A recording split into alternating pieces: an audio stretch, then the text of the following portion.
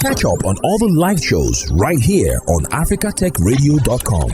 Hello there. Welcome to Africa Tech Radio. My name is Lillian Aberika and you're listening to Tech Untapped. And we're in a series, What Does This Mean?, where we break down complex issues and explore what they mean for you and the broader tech landscape, okay?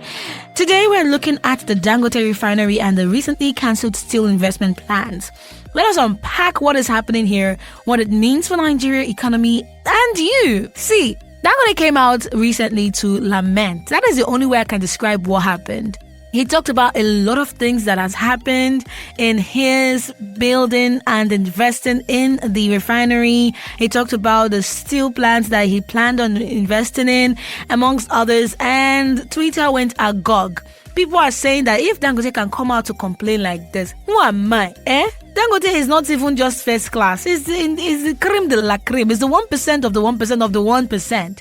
And some of us are not even up to lower class. In fact, we're in bottom pot class. If I was to ask you what class in the economy you belong, will you tell me that you're in the upper class, the middle class, lower class, or the bottom pot class? Because, oh my gosh, I don't even want to say it. The state of the economy right now is choking. It is making us... let us just go into it, all right? Let's talk about the Dangote Refinery. Now, this is a massive project. It is said to be one of the largest in Africa. It has a capacity of 650,000 barrels per day. The refinery's aim is to transform Nigeria's oil sector by significantly reducing the need for fuel imports and also to provide a substantial boost to local fuel supply. But it hasn't been smooth sailing, okay? The project has faced numerous delays. It was originally set to start in 2023, but was pushed to 2024. And now a lot of things are being said, right? Because of various technical and operational challenges. One of the most critical issues is the supply of crude oil.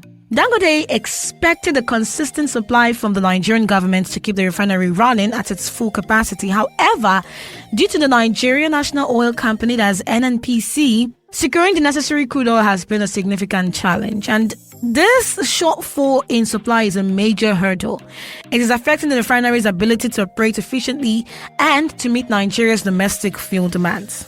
So despite the setbacks, the potential of the refinery can't be overstated. It is expected to drastically reduce Nigeria's dependency on imported refined products. It's also going to conserve foreign exchange, and currently Nigeria spends a considerable amount on importing refined petroleum products due to insufficient local refining capacity. And this Dangote refinery aims to change this. It's supposed to save billions of dollars annually. Additionally, it will create thousands of jobs, both directly and indirectly, and to stimulate economic growth in this region. But there's some controversy, okay? According to reports flying around, the purchase of the land for the refinery was about $100 million, right? But only about 5% of that money was given to the local chiefs to settle the people who are already living on that land. And this discrepancy has led to accusations of mismanagement and inadequate compensation. Residents in the Ibeju-Lekki area, where the refinery is located, have voiced strong complaints about neglect and unfulfilled promise, including jobs and social amenities. So, there's another layer to this story, right? Dangote has reportedly offered to sell the refinery to the NNPC. He said maybe they should just buy it. Do you understand? So that this monopoly of a thing they're talking about would fly out of the window. And this move has come as a surprise to many, given the refinery's potential to be a game changer for Nigeria's oil sector. Now, let us shift gears to the steel investment plans by Dangote. Initially, he had ambitious plans to venture into steel production. The goal was to meet the demand in West Africa and reduce reliance on imported steel. Because he has had successes in cement, he's building a refinery, and he was looking at steel.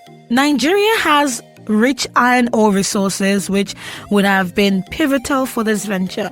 And the idea was to harness these resources to produce steel locally and create jobs, yada, yada, yada. But during the recent lamentations from Dangote, he said that, we are not going to continue like this, so we're not going to do this steel production thing, no. And the decision came because there are some accusations of Dangote being monopolistic. Just take a listen.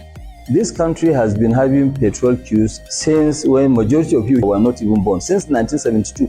Okay, so 72 to date is what? 52 years. And we are still having the same issue. So just for the fact that yes, we are ready and about to start this, everybody is now up and about. Yes, but we know that what is giving us a lot of joy is that we know that the majority of the population, they are with us. And so we are not discouraged. We'll continue what we are doing. But doing new business, like what you announced, the steel. Actually, our own board has decided that no, we shouldn't do the steel, because if we do it, we'll be called all sorts of names, monopoly. And then also imports will be encouraged. So we don't want to go into that. Let other Nigerians also go and do it, because we are not the only Nigerians here. According to history, Nigeria's steel industry has struggled with several failed projects, such as the Ajaokuta steel plant, which has seen billions spent without reaching its full operational status. I've been hearing of Ajaokuta steel plant, but I've not heard anything significant from that end.